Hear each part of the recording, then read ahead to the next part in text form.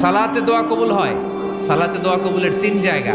একটা হচ্ছে তাকবীরে তাহরিমার পরে আমরা সানা পড়ি না, আমরা তো একটা পড়ি।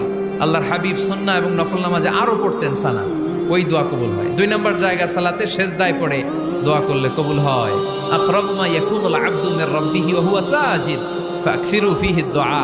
বান্দা যখন সেজদায় লুটিয়ে পড়ে, বান্দা আল্লাহর সবচেয়ে কাছে চলে যায়।